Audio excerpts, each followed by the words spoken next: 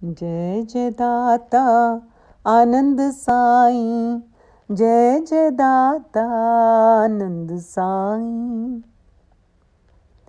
जुग जुग सच्चे भगत पाए, हे साईं भगवाना। दास कबीरा चोखा मेला, पंढरपुर में नामा, पंढरपुर में नामा।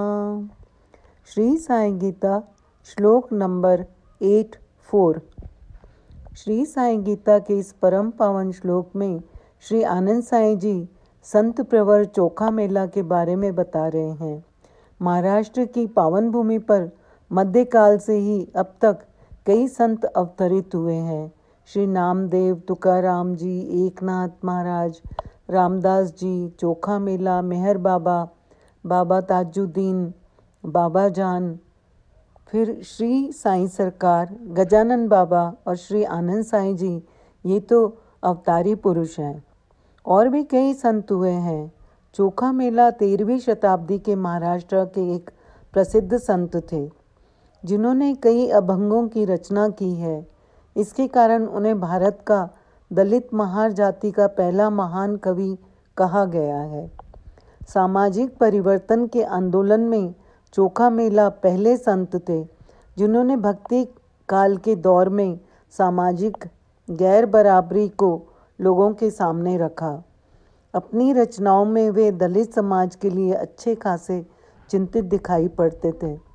नामदेव जी को उनका गुरु कहा जाता है।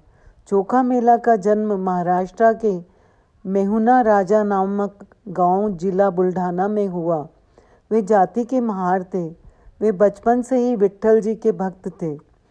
हिंदू समाज में निम्न जातियों को कोई आसरा नहीं था, अतएव ये लोग भगवत भक्ति को ही उद्धारक मानते थे।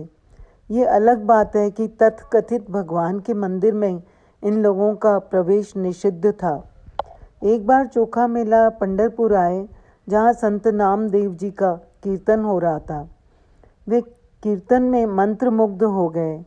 नामदेव जी विट्ठल भक्त थे, तब वे पंढरपुर में ही रह रहे थे। श्री नामदेव के आकर्षण और विट्ठल भक्ति ने चोखा मेला को पंढरपुर खींच लाया।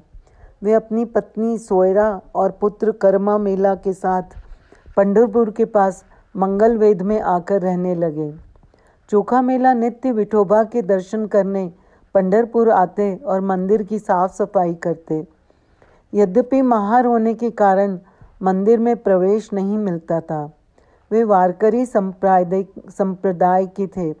वारकरी संप्रदाय के अनुयायी जो पूरे महाराष्ट्र में फैले हैं, ये लोग प्रत्येक वर्ष पंढरपुर की यात्रा नंगे पैर करते थे और अभंग और ओवी, जो संतों की वाणी है, गाते हुए चलते हैं। अब तो पूरे भारतवर्ष से शिरडी के लिए लोग पैदल पालकी यात्रा करते हैं। चोखा मेला के अभंगों की संख्या 300 के करीब बताई जाती है। इनमें से कई अभंग दलितों पर हुए ब्राह्मण पंडितों के अत्याचारों का कारुणिक और हृदय स्पर्शी वर्णन करते हैं। नामदेव जी, जो दर्जी समाज के थे, जिनकी सामाजिक स्थिति दलितों में थी, चोखा मेला को बहुत चाहते थे। वे चोखा मेला की विट्ठल भक्ति से अभिभूत थे। कई ऐसे प्रसंग थे जब नामदेव जी ने सनातन हिंदू पंडों और पुजारियों के क्रोध से चोखा मेला का बीज बचाव किया था। पंढरपुर के विट्ठल जी, जो विष्णु का ही रूप है, चोखा मेला ने कई अभंग लिखे हैं उन पर। सामाजिक परिवर्तन के आंदोलन में चोखा मेला पहले संत थे। पंढरपुर में उनका बहुत नाम हुआ।